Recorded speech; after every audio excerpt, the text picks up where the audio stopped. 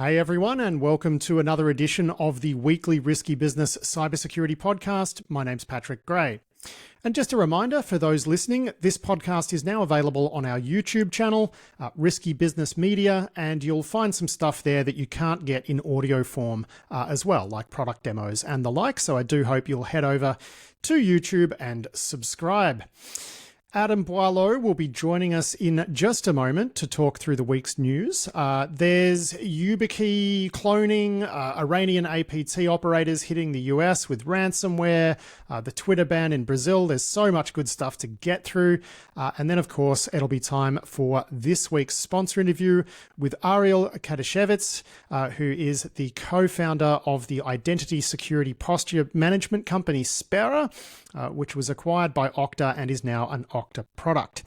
And he joined me for what turned into a very interesting and fun conversation about the disaster which is the average enterprise's identity security posture. We even got the giggles talking through some of the stuff he's seen. That's coming up later with thanks to this week's sponsor, OCTA. But let's get into the news now, Adam. And I should point out too, you're joining us not from home. You're currently traveling Southeast Asia. And I should mention that you have spent the last night experiencing what can best be described as some gastric distress. It's a classic Southeast Asia story. And I grew up in Southeast Asia, so I'm not at all surprised. But yes, it's not the world's best time. No, and you made a critical error too, which is when we had our staff retreat in Southeast Asia, we mostly ate street food, and you got in trouble because you ordered some food from the very fancy hotel you're staying in. So yeah, don't do that. Don't do that. No, bad choice. Don't do that. Always needs to come out of a roadside cart, or it's all sorts of risky. So look, Exactly. Let's kick off this week's show with a bit of a discussion about what's happening in Brazil. And lordy, the takes on this one are nuclear. Look, long story short, the Brazilian Supreme Court has banned Twitter from Brazil when it refused to block certain accounts that a Supreme Court justice asked to be banned. Twitter refused on free speech grounds. They also refused to hand over information about accounts, identity information about accounts, just generally not cooperating. Brazil started threatening Twitter's local staff, and in response, Twitter just shut its Brazilian office. And so in response to that, the Brazilian Supreme Court has said, okay, well, if you're not going to name a local representative, as per our laws, we're just going to ban your entire platform. And that's what they did. They've also frozen SpaceX's bank accounts because, according to the judge, both SpaceX and Twitter are under the control of Elon Musk, so they can be treated as one and the same. SpaceX is refusing to block Twitter as well, which is going to further the drama for SpaceX operating in Brazil, which is a real shame because it's being used to offer services, internet services to very remote regions, schools and stuff in the, near the Amazon. So look, the whole thing's just turned into a mess. We've got Elon Musk just on a warpath on X. Really antagonizing the Supreme Court, which I don't think is really going to improve the situation. But look, let's get your take on this. I mean, this seems like, it sort of connects a little bit to the Telegram story last week, right? Which is where we've got this situation where there's serious legal trouble for a, online platform that isn't cooperating with the government. Yeah, I mean, I think, we have talked so many times over the years about, the intersection of cyber and computers and, sovereign state power. And ultimately, the fact that Elon Musk specifically would get himself into this kind of mess, I don't think anyone is surprised about that. But it's, I don't know, because Twitter is pretty big in Brazil. It's not like a small platform there. It is widely used. And this is the sort of thing that's going to play out in a bunch of places in the world as, things just get kind of more polarized. And also as technology, is so important to daily life, that extends. It's not a thing that just happens in the internet. The internet's not a separate place anymore. It's real life. And a lot of nerds forget that.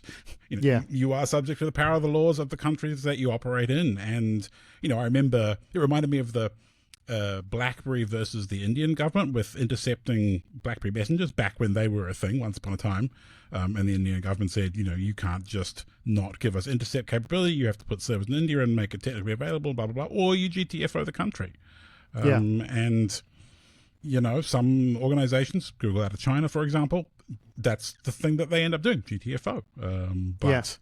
Well, you have to decide, right? And in this case, as you point out, there's a lot of Brazilians on Twitter, right? They're 7% of Twitter. So he's nuked 7% of Twitter because he refused to withdraw service to something like 7 accounts. Now, is there a free speech argument? One of the accounts that the Supreme Court asked to be suspended belonged to a serving senator, right? This is also a senator who's had his house raided in connection with some stuff, right? There's a saying, and I'm gonna have to repeat it here, which is that the saying is Brazil is not for beginners. Now, a lot of listeners would be aware, some would not, that my wife is Brazilian. I spend a lot of time there, and politically, it is just an extremely complicated place. So a few things to make clear. First of all, this isn't the government doing this. It is the Supreme Court. Musk has spent a lot of time maligning one judge who's been spearheading all of this. But his decision to block Twitter in Brazil has been upheld by one of the chambers of the Supreme Court. So I think it's now 5 judges out of the 11 have now backed this decision. So that makes his attacks just against this one judge look like they're going to be a little bit ineffective. But we might want to ask how we got here. And really, it's because Jair Bolsonaro tried to stage a military coup after he lost the election in 2022. He also tried to really interfere in that election. He set up roadblocks in parts of the country where people were more inclined to vote for his opponent, Lula da Silva, who is now the president. Those roadblocks were disassembled by state police, but it was the federal police setting them up. And then afterwards, of course, there was the January 8, which was sort of Brazil's January 6. And a whole bunch of stuff has come out later where Bolsonaro had actually approached various people in the military and wanted them to get on board with a military coup. He's always talked fondly about the days when Brazil was a military dictatorship. And of course, that dictatorship ended in 1985.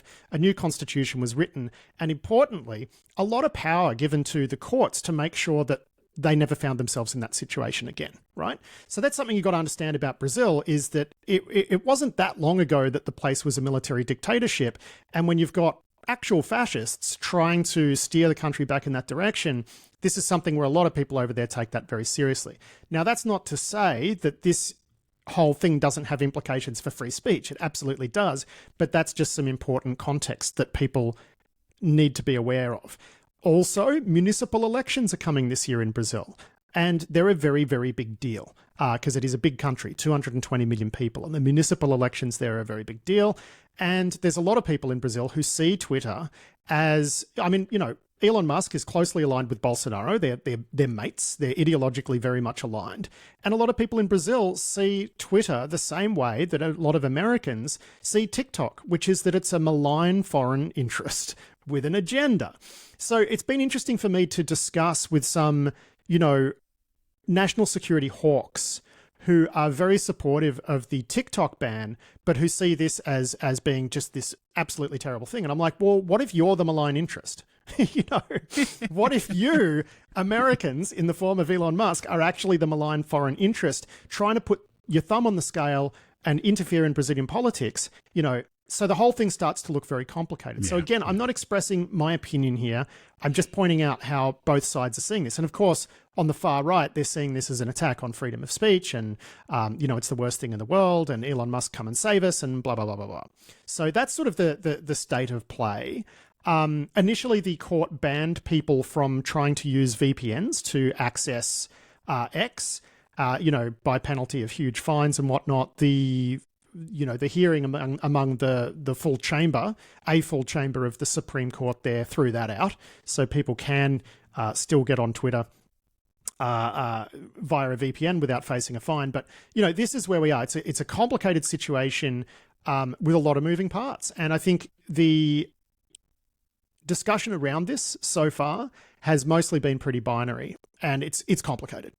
Yeah, it certainly sounds it. I've never been to Brazil, but I've lived vicariously through some of your holiday snaps, and yeah, it seems a complicated place. And I don't know, like, I mean, having globalized communication systems in a world that isn't globalized, because, you know, you got to remember a lot of these internet systems were built in an era where we thought globalization was the way forward, you know, that trade and integration would bind all the countries together and we would end up in one kind of, you know, and consensus around how things like free speech and democracy and whatever should work. And it's just not that. That's not how the world is. And, you know, we have to adapt to the reality of the world we live in, not the one we imagine, you know, on internet forums. Yeah, and I mean, this judge's argument is that people who are plotting military coups and trying to spread disinformation to bring that about are a bigger threat to democracy than trying to ban 7 people from a platform, right? Now, you know, again, I'm not expressing an opinion there. I'm just saying what the argument is and trying to fill in a bit of the context. Obviously, this has been a tremendously controversial thing in Brazil. Mrs. Business did some research for us on this, and, you know, there's some pretty big protests planned for September 7, I believe. And I mean, Brazilians love to protest, right? Like there's always a protest going on in Brazil, but this has turned into a big issue. And meanwhile, some people from the ruling party are still using their accounts via VPNs and whatnot. And the president has kind of supported the court by setting up a Blue Sky account. And that's where Brazilians are going too. They're just jumping on Blue Sky because I guess unlike when Twitter went weird, now Blue Sky can sort of absorb a lot more users. So Brazilians are just going en masse to Blue Sky, including the president. But by and large, the government's kind of staying out of this because it's an election year and it's very contentious and blah, blah, blah, blah, blah. So that's basically where things are now. We have seen Brazilian courts do things like block WhatsApp previously, but that only lasted a few days. So this might be overturned. I don't know what's going to happen with the SpaceX stuff. Like, it's just so complicated. But I would just encourage people, particularly Americans who are commenting on this, to realize that a lot of Brazilians do see Twitter as a foreign influence with an agenda. And that's the lens through which they're seeing it. Yeah, and absolutely fair enough too, right? I mean, I think that the comparison with TikTok is just, it's quite apt in a way, you know? And I think that's worth keeping in mind. Yeah. Oh, and I should point out too, just one last thing, is this judge is the one who was sort of appointed to pursue people who were involved in planning that coup. So it's all part of that. It's all part of the response to Jair Bolsonaro's attempt to sort of take over the government, right? And now people are asking, has he gone too far? Whatever. Now, I know we're a cybersecurity podcast. The reason that I've gone into this is because people have asked me to, because they know about the Brazil connection. But let's move on. And we've got this release here from CISA. It's a joint release between the FBI and CISA, which is looking at what Iranian APT crews are getting up to in the United States. And it looks like they're doing ransomware and separately from their espionage activities. Yeah, the reporting says that they've been kind of operating as initial access brokers and, you know, providing access into networks. So they broke it into selling it to ransomware crews and then, you know, facilitating, I guess, the ransomware crews as they go about their business, you know, in return for a cut. And I mean, I guess it makes some sense, right? If you need a little bit of extra money on the side, you need some way to fund some of your operations, then, you know, that's one way of doing it. It does seem to have extended a little beyond just access broking. Like we've seen some reports that they are, you know, like actively providing technical support to ransomware affiliates who've bought access to then go and deploy their stuff. So it's pretty messy. And, you know, the Iranians are not to be trifled with in terms of their skills, right? They are a skillful actor. So, I mean, it's a funny old world that state-backed operators can moonlight, you know, not just in China, moonlight as cyber criminals. Well, so that's the bit that's not clear. I just want to read from the release for a moment. It says, the FBI further assesses these Iran-based cyber actors are associated with the government of Iran and separate from the ransomware activity, conduct computer network exploitation activity in support of the government of Iran, such as intrusions enabling the theft of sensitive technical data against organizations in Israel and Azerbaijan. So it's said that it's separate from the ransomware activity. But is that moonlighting? I think the piece of information we're missing here is where does the money go when they get it, right? Is it going into their bank accounts? Is it going to their division in their agency? Is it going straight into government coffers?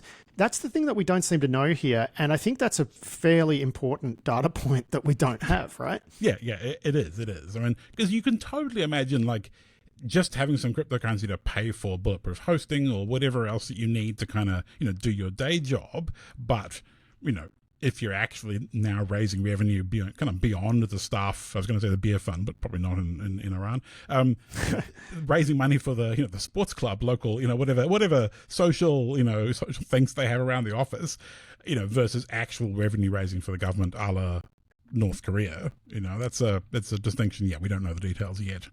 Yeah, and we just find ourselves talking about the Iranians and the North Koreans more and more, and we've got a couple of North Korea stories here. It looks like they're back up to their old tricks of infiltrating NPM and dumping like malicious packages there. That's one story we've got here from Darina Antonik over at The Record. Oh, and a big shout out to The Record too this week, because they did they've done some really great coverage over the last week. And also, so that's, going after cryptocurrency and stuff, but also they were using a Chrome Oday to target like people involved in the cryptocurrency trade, and that's been caught in the wild and now squashed. But we got North Korea rolling around, drop it like an Oday shark, dropping Chrome Oday on people to get their Bitcoin. I mean, they'll definitely keep you on your toes if you're responsible for securing one of those environments. Yeah, absolutely. Like, I wouldn't want to work, security at a cryptocurrency exchange. That seems like I guess some people love a challenge, they like skirmishing with North Koreans, but this particular bug, actually Microsoft wrote it up, attributed it to North Korea, and said that it was actually a combination of two bugs. There was a Chrome remote code exec that got code exec inside the Chrome sandbox, and then they were chaining that with a Windows kernel 0-day to escape out of the sandbox up into the kernel, drop their tooling, and then go about their business, stealing cryptocurrency, funding nuclear weapons, etc., etc. And yeah, I mean, that's, it doesn't get more, it doesn't get better than that in terms of hacking. Like, browser bug in the best browser on the biggest platform, escapes the sandbox, full code exec, up into kernel mode. Like, what more in life is there than that? Yeah, I mean, the old thing, you don't got to hand it to him, but, when you hear that, when it's like, they're using a Chrome Oday and then a, Privesk, I mean, that's it right there. Yeah, beautiful. Yeah. Mm-hmm, it's got a bow on it. Chef kiss, right? But, it's just, it just makes you wonder what else is being used for more serious stuff than crypto theft. Exactly. Now, we got an SEC release. This was sent to me by a listener. Forgive me, I can't remember who sent it to me, but wow. So the SEC has announced that it settled some charges with a company called Equiniti, which was formerly known as American Stock Transfer and Trust Company. This is a really interesting attack. It just looks like a business email compromise. It happened twice to them. But what the attackers actually did once they got access here was, I think, just fascinating. What they did is, so this company essentially operated like share registry services for publicly traded companies. And they just jumped in on this email thread and said, hey, we want you to issue more shares, then sell them, and put the proceeds in this bank account in Hong Kong, and they did it, which is incredible. So essentially, they triggered an on-market capital raise for a couple of companies and got away with millions of dollars. Equiniti actually paid back. They recovered some of the money. They recovered about 2.6 mil out of 6.6 mil. And I think they used their own money to make their customers whole in that case. But now they're paying a civil penalty of 850 grand as well. But I think this was just interesting to me because, we've got just access to an email thread being used to trigger an on-market capital raise, which means every single shareholder in those companies would have been diluted a little bit, right? I mean, it's funny because, it's funny for a number of reasons, but I find it funny because of the parallels with the cryptocurrency world, where this happens every day in crypto land, right? You break into somewhere, you mint a bunch of tokens, you flog them off, and now we're seeing the same kind of crime type being done in the real financial system, which, it makes me wonder what other crypto crime, kind of innovations we're going to see, applied back into the real world as well. But it's, when we originally this is what happens when the cryptocurrency world starts mimicking the real financial system. Is you up the financial literacy of attackers. Yeah, exactly right, exactly. Which is, because when we were putting together the run sheet, I had skimmed past this one, looked at the numbers, and went like, we've got a $48 billion story in this week's run sheet, so 6.6. But then you were like, no. This one, is actually interesting because of what they did with it, and it's pretty entertaining. I mean, there's two sets of people, right? There's the people where you explain to them, well, a token is like an equity, and this is how it works. And then there's other people where you explain, well, a share is like a token. yeah. So it's a bit of a sign of the times. By their powers combined. Yeah, exactly. We got another one from The Record. James Reddick wrote this one up, and this is looking at a Chinese disinformation group or influence operation group known as Spamouflage. They're really ramping up their operations on the sort of American internet in the lead up to the election, posting things like, look at me, I'm just a humble firefighter and I'm voting for Trump, that sort of stuff. It is interesting seeing China do this. I've noticed it on the Australian internet. There seems to be an awful lot of users with very odd posting history who have a real problem with the AUKUS pact between Australia, the UK and the United States.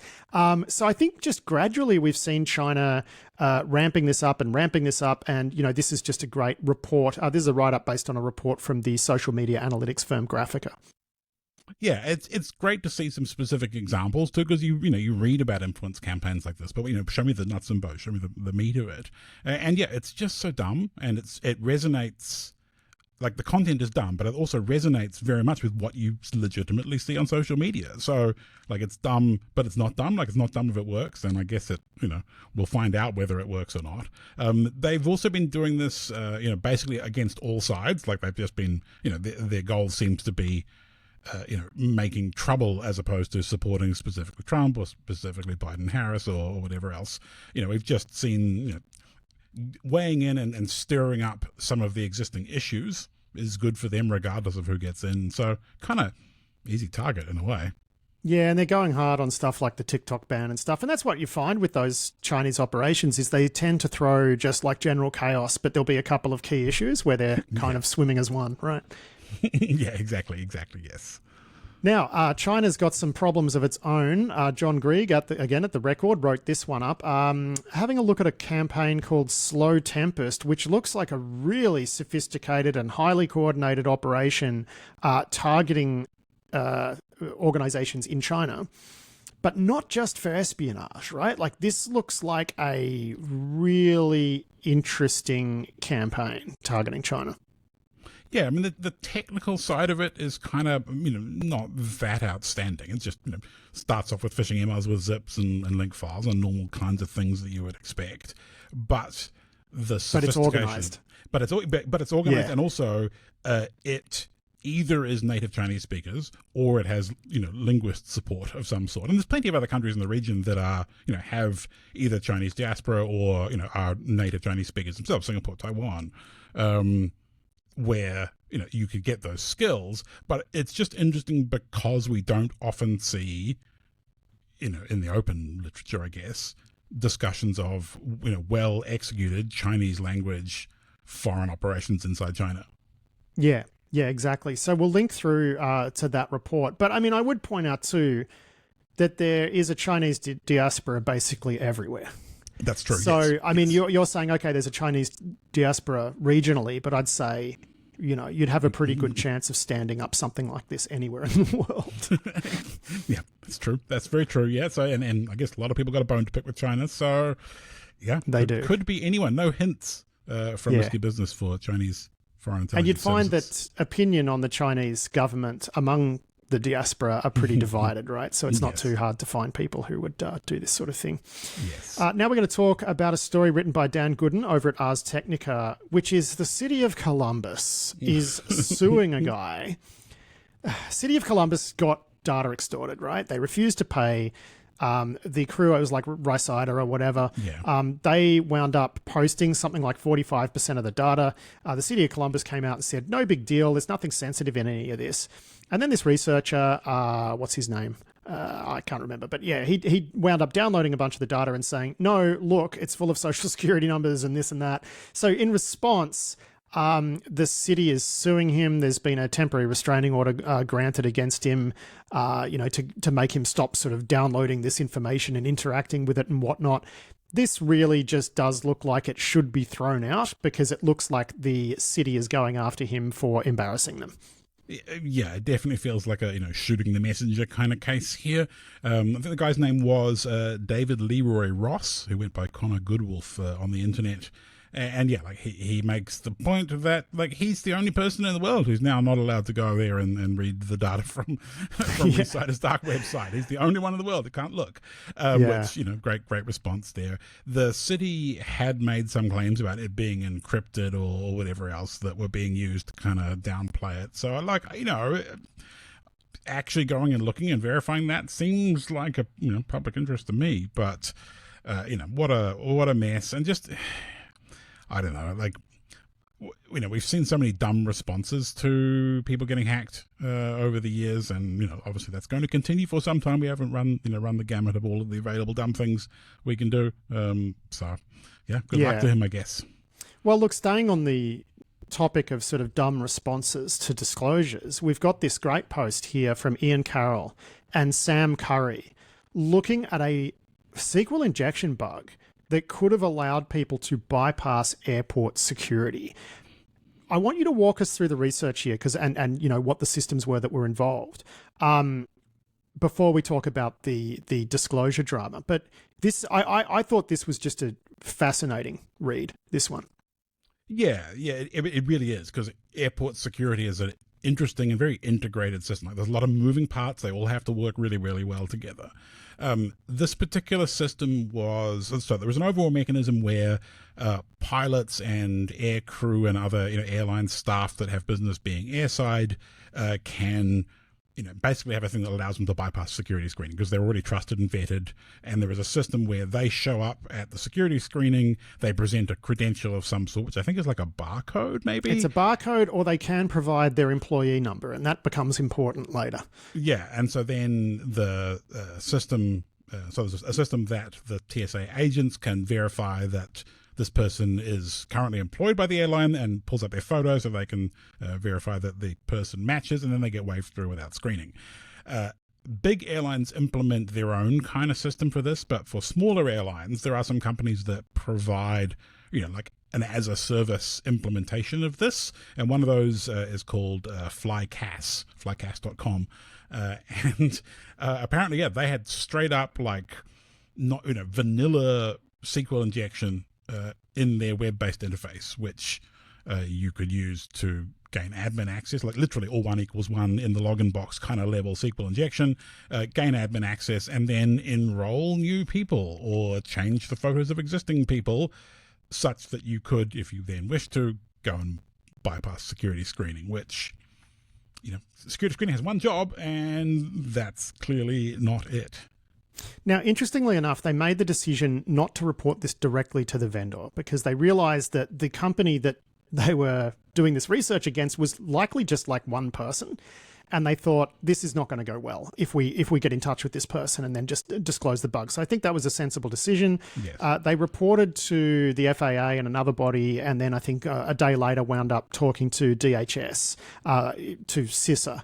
And then CISA wound up getting this done, which is fantastic, but then put out releases that kind of minimized what the impact was here. And you sort of get the impression, even though it was fixed, that they didn't quite understand the impact. Yeah. So they made some statements about how there was a photo that you have to provide with the system, and there's a process for enrolling new users, and that process of enrolling would have had some other validation that would have made this not viable in the real world. But the researchers just said, well, you can just change the picture of an existing already enrolled user and carry on. Like, there's no there's no impediment to that process. So it got downplayed a little bit, and I suspect that's just when you've got so many layers of communication involved in vulnerability disclosure and communicating the effects, the nuance can get a little bit lost. But it's disappointing when we're talking about CISA, Department of Homeland Security, people that absolutely have the resources available to them to get it right. Yeah, I mean, I know we've got a lot of listeners at CISA, some of them senior, so check out this week's show notes and have a walk through this, because I think it's something that you'll read it and you might think, hey, maybe there's some processes we could improve here. Yeah, exactly. Because that's really what you don't want, is someone being able to SQLI their way into inserting themselves into that sort of database, because that would be, the possible impact of that is really quite serious. Exactly. Yes. Alexander Martin, again at the Record, has a report up. We'll just touch on these quickly. Some sort of cyber attack has hit London's transportation network. Looks like back office affected. Trains are still running and whatnot. But we've also seen a report again from Alexander looking at the German Air Traffic Control Agency also experiencing some drama. But it looks like perhaps this one might be linked to Russia's APT-28. Yes, we have seen some reporting that it was, GRU, Russian military intelligence, and this didn't appear to have from the reporting side, it didn't appear to be like a ransomware kind of thing. Like it felt like incident response here. And, I got to say, air traffic control probably a legit target for, Russian intelligence gathering and understanding what's going on, or pre-positioning or whatever else, which doesn't make you feel good, but that's the world we live in, right? Yeah. And the White House, this one, Joe Warminski at the Record, the White House is having a look at BGP security. So we've seen, was it the FCC recently announced that it's going to ask telcos to sort of at least report to them what they're doing about BGP security and whatnot. And now the White House is sort of backing these efforts. And it looks like we finally might see some movement towards BGP not being a horror show. I don't think people realize quite how bad the state of, internet-wide routing actually is. That said, it's a lot better than it was 10 years ago. But now we're seeing, sort of like a more whole of government effort to try to get some sort of PKI into BGP routing. Yeah, we've had a number of the technical components in place to do this for a long, long time now. Because BGP hijacking has been happening for 30 years, 40 years maybe. But as with any PKI system, the devil is very much in the details of deploying it, and as with regular, web TLS, a lot of the issues you cause, DNSSEC, a lot of the issues you end up causing tend to be availability stuff rather than integrity. Like you break it because you misconfigure your PKI as opposed to, an attacker actually doing it. So there's just a lot of fiddly bits in here, and network operators are, kind of used to moving at a relatively slow pace because they didn't need to move particularly quickly on this stuff because, the pool of attackers is relatively small, et cetera, et cetera. But, we've seen BGP hijacking being used to steal cryptocurrency, in the last couple of years. So it's a real thing now. The US government is attempting to lead by example a bit here. Something like 60% of federal IP address space is going to have, certificate-based authentication of their routing advertisements by the end of the year. So it's a place where the US government can lead by example. And once you've worn those paths and worked all the best practice, then other people will follow when it's easier. Well, I think also there's a real advantage to having the government involved here in that when it comes to stuff like these types of PKI programs, you kind of need someone to operate them. Yeah, you know what I mean? Like yes, you do. You just sort of need, like, who else is going to do it? Who else is going to say, well, I'm going to stand up the PKI and sort of work on the standards and try to be that central, trust authority for these sorts of PKI projects. Like it's one of those areas where I feel like if the government doesn't do it, no one else is going to, right? Yeah, I guess the standards bodies have tried, but yeah, it's just kind of a thankless job, and operationalizing a PKI is more than just making the standards work, making the software work. Well, that's kind of what I was getting at, right? Yeah, you need to have maybe someone who's gonna handle that, the overall trust of a PKI system. Yes, or at the very least the incentives for people to go do it. So. Yeah.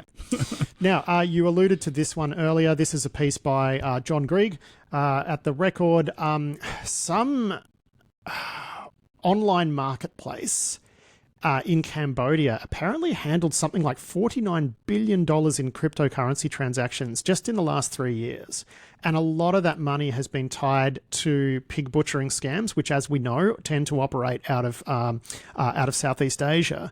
And what's interesting here, though, is that this marketplace has been linked to all sorts of elites in Cambodia, right? So the thing that I found interesting about this is it's just a further illustration that there's so much money in pig butchering that it has absolutely the potential to corrupt the highest levels of a lot of these societies. I mean, you know, we talked about how, well, it was Cambodia, Laos, and Myanmar.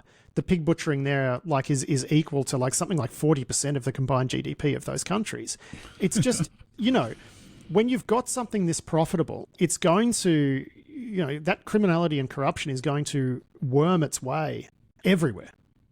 Yeah, well, exactly. And I think with the name, this company, Huiwan, they provide escrow services. And we've talked about them in this context a bit before, but Chainalysis have been looking at the flows in the various blockchains in and out of these environments.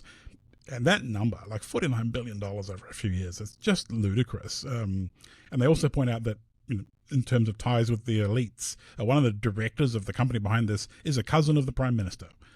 So, you know, you can kind of see that much money, you know, you can end up buying a whole state in some respects. So, yeesh, what a mess, eh?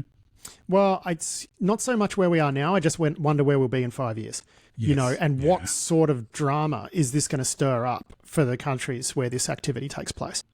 Yeah, well, I thought that that story we covered about the Chinese doing basically a cross-border raid to go arrest a bunch of people, repatriate people back to China, you know, which they were able to do because the local kind of government had been taken over by rebels, by people that weren't aligned with the government and didn't have so much interest in protecting these people, and then they cooperated with the Chinese law enforcement, and you know, that's a wild story, right? And you know, well, I think actually in that case it was the scammers were operating in areas of government control, and the Chinese backed the rebels, not the other way around. So that's what I mean.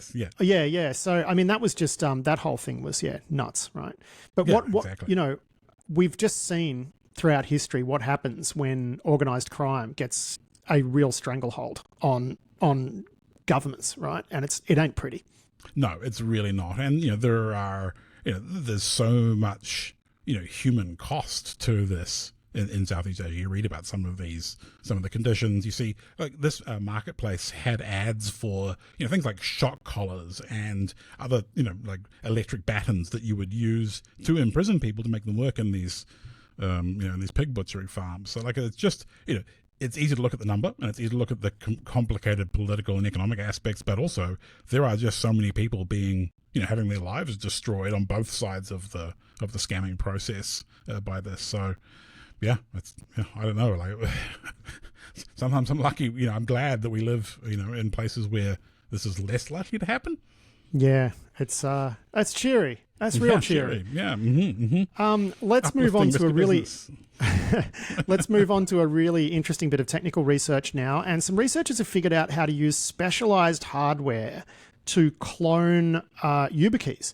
So the Yubikey 5, which is the most widely used token in the world, if you've got the right hardware and physical access to a Yubikey, apparently using these techniques at some sort of side channel attack, you can clone them. I'm not terribly surprised that that's possible with specialist hardware. I would think this research would be a lot more damaging if you were able to do the cloning process via USB. But because it's a side channel attack that relies on measuring, you know, electrical signals as the thing is performing various operations, I tend to think the real world impact of this is not going to be so great. But still, Yubikey, you had one job. Yes, exactly. Yeah, the underlying flaw is actually a cryptographic issue in a software library from Infineon, who make the embedded secure element microprocessors that are in the Yubikey 5s and a bunch of other devices as well. And the people who looked at this crypto library, because this crypto library is super highly protected from a confidentiality point of view. You have to sign all sorts of documents to get hold of it. Even the API is not published. It's really, you know, pretty tightly held by Infineon. And it looks like this particular bug goes back something like 14 years. And as you say, it requires physical access. They drop an EMF probe like over the chip in the right place and measure the magnetic flux or whatever else as it's doing some particular part of the elliptic curve process. And the particular library they're using doesn't do it in a way that's kind of constant energy use so that you can leak key material. So yeah, not particularly real world, but if you are building your entire HSM, because I mean Yubikey sells products other than just FIDO tokens for consumers, right? They also sell HSM products for businesses, and they're used by governments and all sorts of things. And these libraries have been reviewed and certified a bunch of times already. So a little bit embarrassing for everybody concerned. But, I have a Yubikey 5 on my keyring right now, and I'm not too worried about it, I guess. Like, I'll replace it at some point, but... No, I think they need to get your creds first, and then physical access to the Yubikey, and then they've got to use $11,000 worth of specialist hardware. And, I think... okay, yeah, it's a bug in the library, but it's also like, it's one of those things where software meets physics, right? Yes. And produces something measurable. And, I think, these sorts of attacks are always going to be doable. It's just going to be a matter of the level of research that's required to get the insight you need to extract these sort of keys. If you've got, as I say, physical access, the creds, and a bunch of specialist gear. Yeah, exactly. Like, these are amazing attacks from a research perspective, but, I'm not... I should say, too, some people might be thinking, well, Yubico does occasionally sponsor Risky Biz. I mean, I'm not downplaying this because they're a minor sponsor of the show. I just think, again, this is interesting research and they should fix this. But I just, it's so much effort. The Yubikey have released updated keys, so like you can't fix existing keys. It's the firmware is not a thing that's field upgradable, and they fixed it. The thing that did concern me a little bit was the fix involves throwing out Infineon's crypto library and writing their own. Which, I mean, I'm sure they've done a good job, but, writing your own crypto library is one of those things that, you get right the 15th time you do it.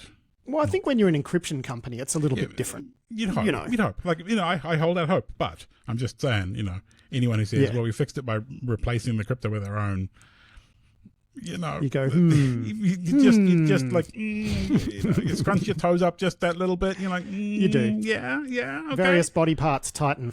Yes, exactly. We got one here from Matt Capco over at Cybersecurity Dive, which is looking at how CrowdStrike is taking a bit of a revenue hit. Mostly from the looks of things because they're having to do some pretty steep discounting to make things right with customers.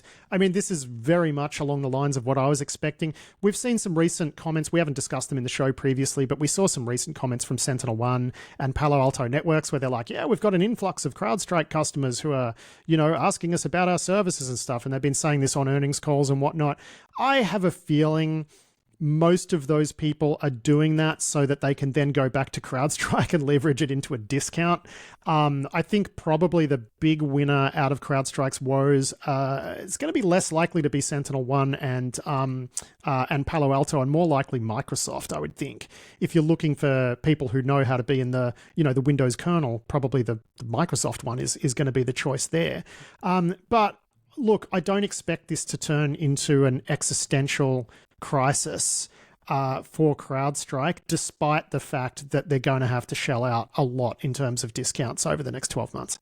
Yeah, I mean, in the end, they broke the internet for, a few days. But like, we recovered, life's moved on. No one's going to remember, like, outside of our field, no one's particularly going to remember it, in 6 months' time. So, yeah, I don't think it's going to, I don't have any CrowdStrike stock, but if I did, I don't know, maybe I would hodl, I don't know. Yeah, I mean, they've already recovered. They've already made up some ground from the lows and whatever. So things seem to have leveled out. But yeah, I just people predicting the demise of CrowdStrike over this, like, frankly, they just did not know what they were talking about, because I mean, I even spoke to customers when it all happened. A week later, I'm like, well, are you going to ditch it? And they're like, hell no. So, their core EDR product, and again, they're not a sponsor, right? But their core EDR product is pretty good. It's, they've made some questionable decisions in terms of like some of the other products they offer, like just acquiring everything they can because we're a platform now. But, in terms of just running EDR, they're pretty good. I mean, they're all pretty good. Battle hardened, right? I mean, they've caught a lot of Chinese. Yeah, 100%. But I think they're all pretty good now. Like Microsoft's is good, Sentinel-1's good, CrowdStrike's good. I think, it's a mature tech, right? And we've got options there. So, yeah. Anyway, moving on. This is the last thing we're going to talk about this week, and it's an absolutely hysterical report from Brian Krebs about this service that was called one-time passcode, where you could basically trick people into giving you their one-time passcodes over telephony, over voice.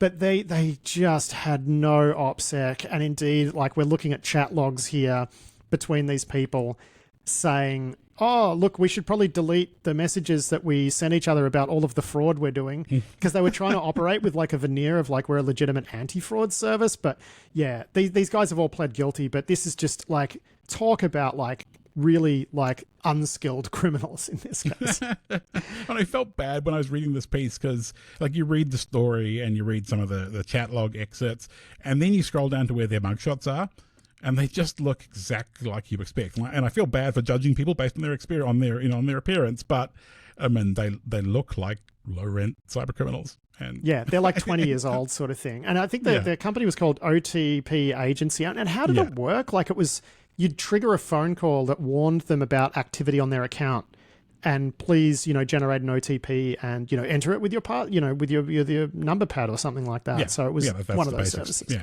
Yeah, pretty straightforward. And they had a control panel thing where you could kind of orchestrate your campaigns and collect the codes you got. So it's kind of like, it worked. It provided that functional service, but not very good at crime, not very good at conspiracies, and we haven't seen any sentencing yet. But I mean, not master criminals. No, and it was they got busted by the UK National Crime Agency. Like, if you're going to do this, like doing it in England, I don't know. Yeah, not going to go well for them in prison. Doesn't seem smart. Well, mate, that's actually it for the week's news. Thanks so much for joining us despite your troubles. And I hope you will. Yes. I hope you'll be able to rest up and enjoy the rest of your trip, and we'll do it all again next week. Yeah, we certainly will, Pat. I will talk to you then. Okay, it is time for this week's sponsor interview now with Ariel Kadeshevich. Ariel co-founded Spera, which is an an identity security posture management company, which was acquired by Okta last year. Spera is now Okta's ISPM product, and Ariel joined me to talk about ISPM and the sorts of issues they tend to uncover in large environments. And, what a horror show. I let this interview run long because it's a really interesting conversation. So here's Ariel kicking things off with a brief description of how Okta is tackling ISPM with what was Spera and is now Okta's ISPM product. The main thing about the ISPM product is actually being able to map and understand what are the different identities all across IDPs, cloud environments, SaaS environments, the main crown jewels of the company, and understanding from a mindset of an attacker, mindset of a hacker, what is the loophole or easiest way in to getting into this company. And what ISPM is basically doing is correlating between those different identities all across the systems and helping you understand what are the biggest loopholes in your attack surface from an identity perspective. And having the visibility not just into the IDP, not just into the cloud provider, but having an holistic view of all of them together, makes it very interesting for CISOs, for security leaders to understand their issues. So let's talk like tangibles here, right? So what are the sorts of issues that you're likely to uncover with this thing? I mean, we got talking before we were recording, and you said one thing that it's just extremely good at is finding MFA gaps, where that could be, okay, a policy was applied that people, need to enroll in MFA, but, some staff member got offboarded who never did that.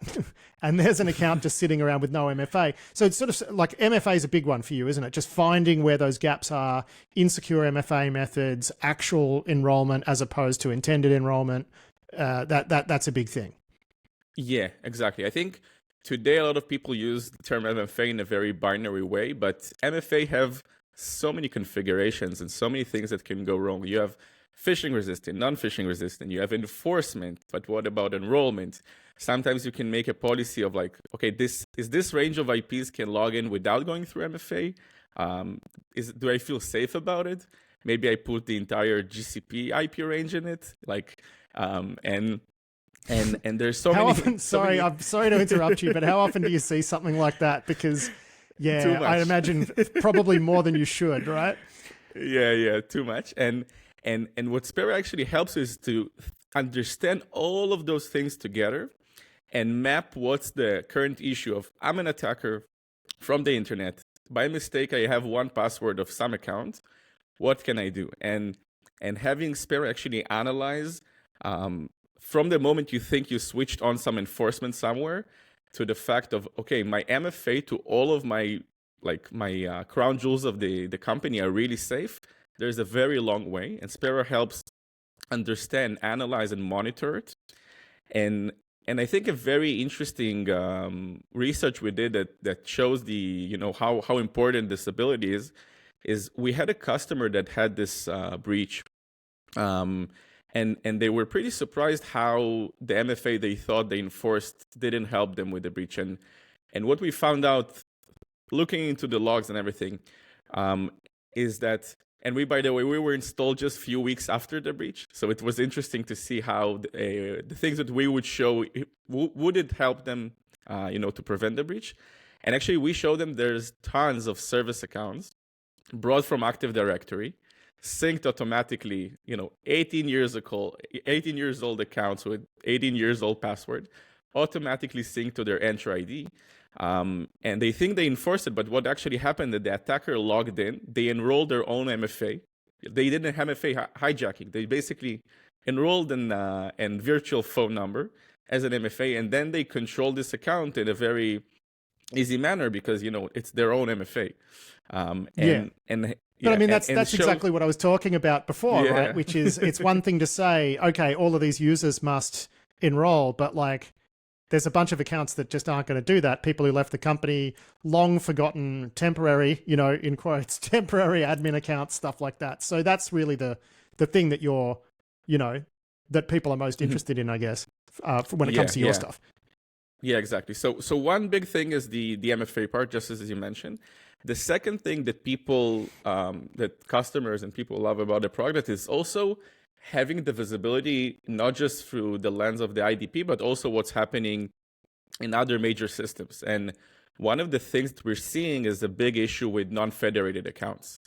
Now, with non-federated accounts, a lot of time people ask, like, why does it happening? Like, I wanted everything to be federated. Like, come on, I know someone decided let's stop using those. And what we see is that there is good, we call it the good, the bad, and the ugly.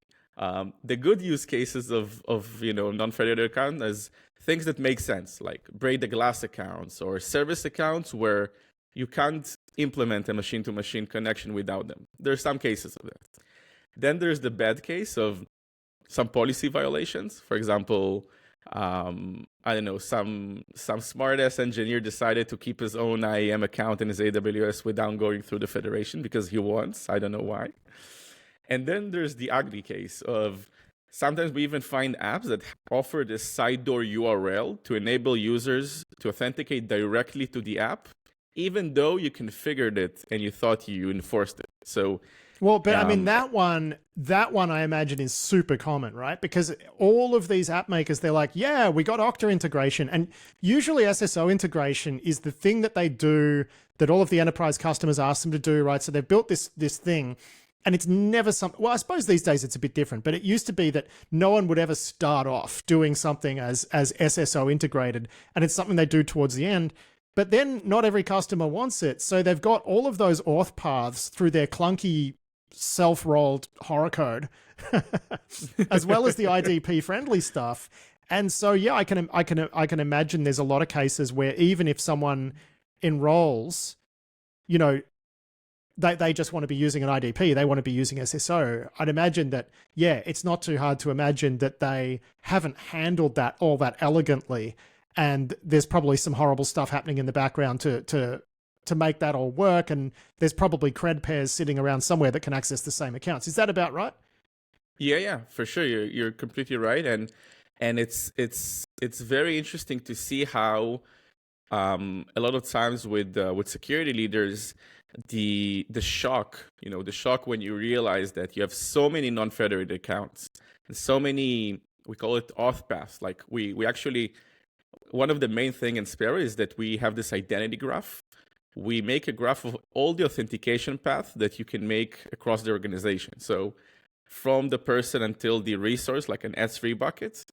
And we actually calculate, I can go maybe through my Okta to my AWS to this S3 bucket, but I also have another authentication path where I go directly to the AWS and I can assume some role that can give me access to something. And I think security leaders being very shocked when they see how much access in the company still goes non-federated, still non-go from the front door that they invest so much time in.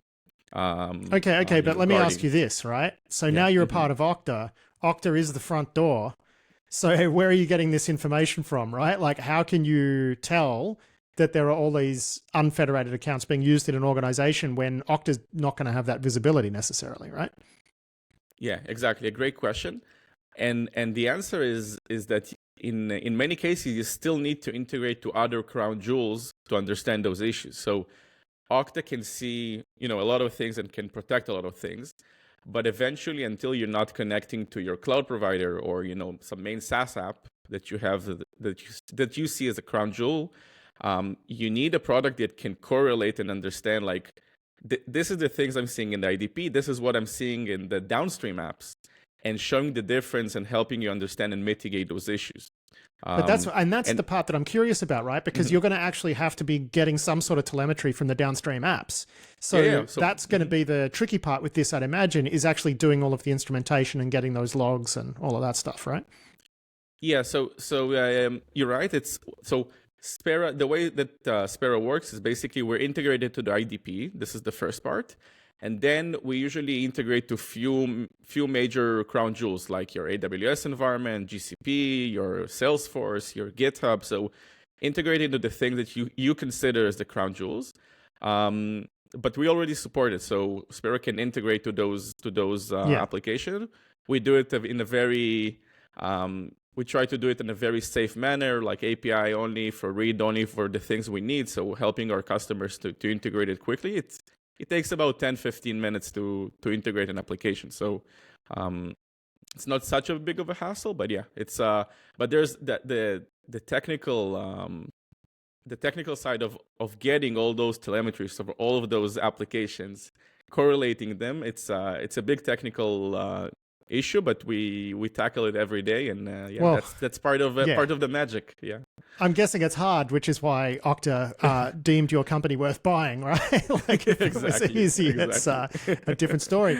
But I'm guessing too that there's going to be the issue. So what I was curious about, I guess, and it makes sense that you would have, a lot of these sort of connectors built for, as you say, like AWS, GCP, probably some major SaaS apps as well. But I guess where it might get a little bit tricky is in some of the more custom enterprise stuff, right? Like, how easy is it to take something that, that has its own logging schema and sort of get some meaning from it through a product like this? Is that something that you've encountered before? Or someone says, hey, we'd like to instrument, this through to this horrible enterprise Java pile of crap. Do you just tell them, well, good luck with that? Or is that something that you actually help them with? Yeah. So you're completely right. It's a question that comes not with every customers, but with some of them. So the thing that we see in that is, first of all, they get a lot of value already from the let's say the major crown jewels, the known ones. Then what we sometimes offer is to having an API to being able to push data from homegrown apps, as you mentioned, to push them into the system. So it's not out of the box. It's more, let's say, on like to fully support it. It's later on the roadmap, but it is something that we get asked by customers sometimes. Yeah, they have this, just as you mentioned. Sometimes they're like, wow, what you just showed me on my AWS is eye-opening, mind-blowing. I want to see that on my homegrown crappy app that serves, I don't know, half of my customers as half of my employees, So, some Java monstrosity that's been gradually developed over 30 years at some bank, right? They're like, can you help us with this? And you look at it and, but I suppose that's the gig. But I notice also that some of the SaaS apps you support out of the box are things like, Snowflake, right? Is one of them. What else you got here? You got GitHub, Salesforce, the majors. Talk to me for a second about Snowflake though, right? Because I'm guessing you would have found, some pretty interesting misconfigurations.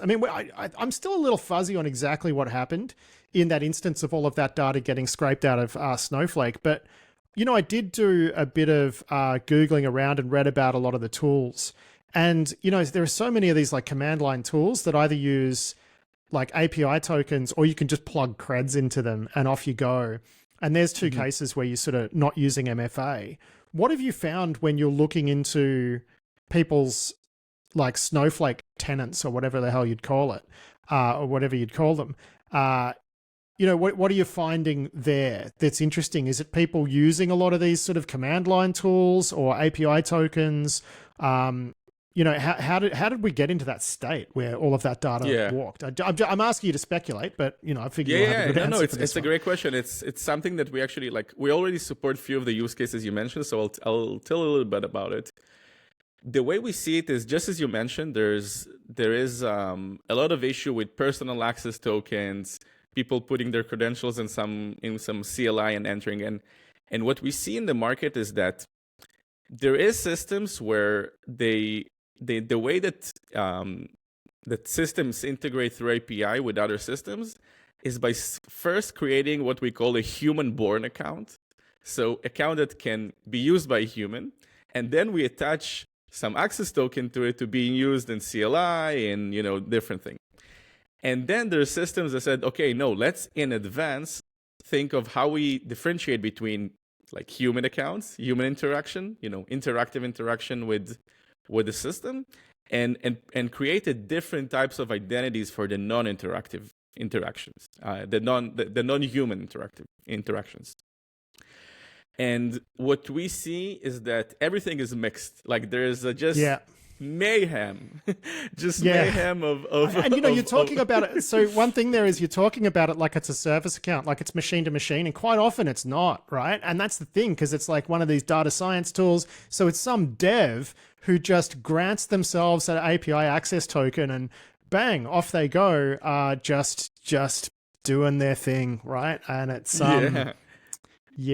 that's a tricky one though, because I don't think any one vendor has the complete solution to that problem, right? Because it's just too multifaceted. Yeah. So one of the things that we developed recently, which was amazing for our customers, is think of all of those human-born accounts, right? You have a lot of those accounts, and then some of them are being used for like human interaction, and some of them are called, let's say, Jira integration, right? When you see the name Jira integration, though it looks like a human account by definition, you understand, like both you and me understand that it's probably not being used by this one human person. It's probably going to be a service account or a shared account or something of that manner. And what happened to our customers is that they say, listen, we need help with, like, we can't go over 10,000, 50,000 accounts and tag ourselves what we think is service and not service, right? Because it was born like a human account, so it's not something you can do automatically very easy. And one of the things that we help our customers is actually, we now already have in production the ability using an LLM to tag for our customers what we think in a high probability is a service account. And they just love this feature because instead of going on to 50,000 accounts, we tag with an LLM what we think is a service account and a human account. And our results so far are amazing. Like I'm sure they are, but you could probably do that with machine learning. You don't need, AI pixie dust, LLM pixie dust, but hey, whatever works, right? Yeah, but you're right. But the thing is that LLM is so good in taking a problem and try to solve it quick. Like you can invest a lot of times with creating a very sophisticated AI, and you can get it to apply. You can get it to apply the same sort of methodologies across different account types and different log sets and all sorts, right? So it definitely makes it easier for you, for sure. Yeah. Yeah. but Hey, it's, look, it's exactly, I just realized, Ariel, we gotta wrap it up there. I know we're right in the groove here, but we're fun. yeah, we're out of time. We're out of time. Thank you so much for joining me to have a discussion about all of this. I find this a topic that I find this a really interesting topic, and thanks for joining me to talk about the tech you developed, which is now part of Okta. Thanks again. Thank you, Patrick. That was Ariel Kadeshevich there with a chat all about Okta's identity security posture management product and the sorts of things that it finds. I do hope you enjoyed it. And that is it for this week's show. I do hope you had fun with us, and I'll be back soon with more security news and analysis. But until then, I've been Patrick Gray. Thanks for listening.